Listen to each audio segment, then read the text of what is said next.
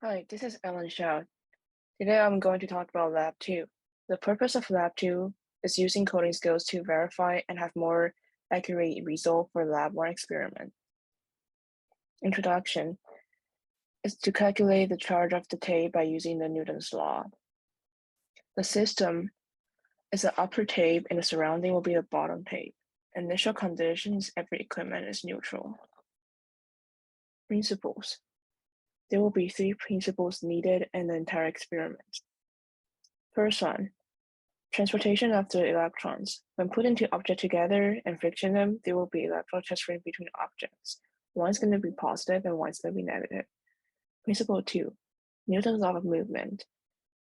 The second law of Newton movement is F equals to ma slash, there will be the force of electrons, which is F equals to kqqq divided by r squared. The object is going to remain the same movement when there's no force exerted on it. When the gravitational force and electric force the same, the object will remain still. At this moment, we suggest the QQ equals is because when we pull out the tape, the two charge of each tape will be the same. That's the initial suggestion. And the principle 3, the law of the charge. The object is going to be repelling from each other when they have the same charge.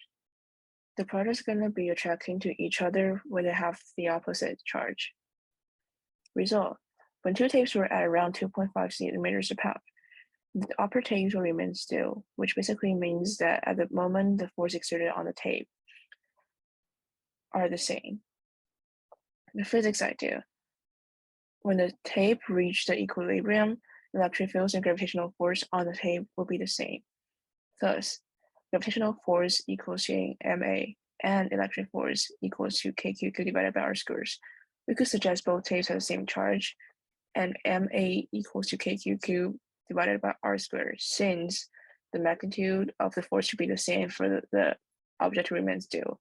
So we could get the formula down here. Error.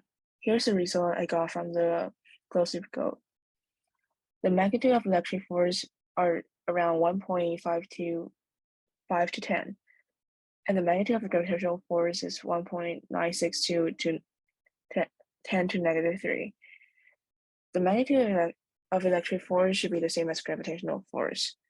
Multiple data were adjusted in this diagram because there was errors in the original experiment. So in order to demonstrate the clear force diagram, so we'll have to adjust some data. According to the physics law, electric force and the gravitational force on the tape should be the same, but it's actually very different.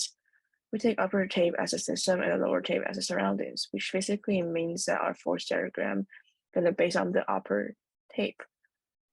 Since there's a really good errors, so we have to see what's the potential cause for errors.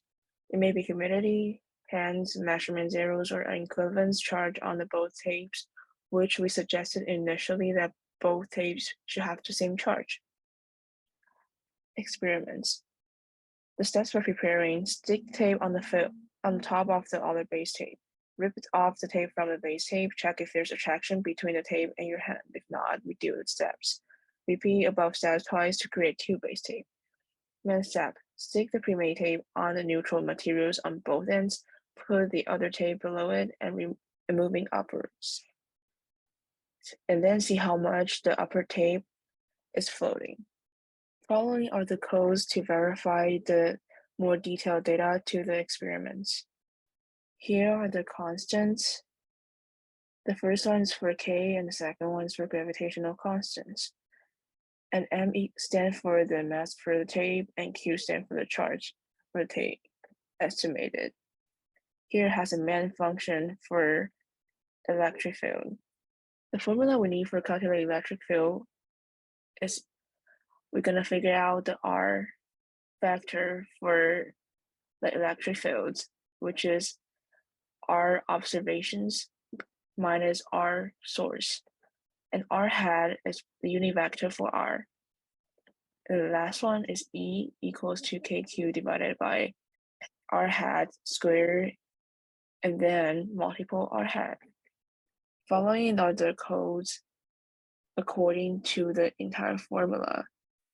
Following are the functions provided in the files, which basically do is lining up the charge and for the future use that we could put electric fields, arrows, and electric force arrows and gravitational force arrows to indicate the force on the tape.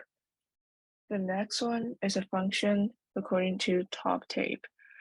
First of all, we have E scale, which basically means the value or magnitude of electric fields. The number I got is 2.6 times 10 to 5, but according to the diagram have to be shown in the result, I modify to the smaller one so that it could all be shown in the diagram. And then this entire function, what they basically do is putting all the sphere of the charging line and generating the force vector for all the charges. By having all the charges in electric field's direction, we could find the total electric field adding the upper tapes. So that from electric fields, we could figure out the force. Vectors were given with actual values rather than just the directions. In the last part of the code, which what they basically do is finish the calculations that we are supposed to have a vector of the force. And from the force, we use magnitude function that built in glow script to find the magnitude of electric force through the combined electric field. And the following are my codes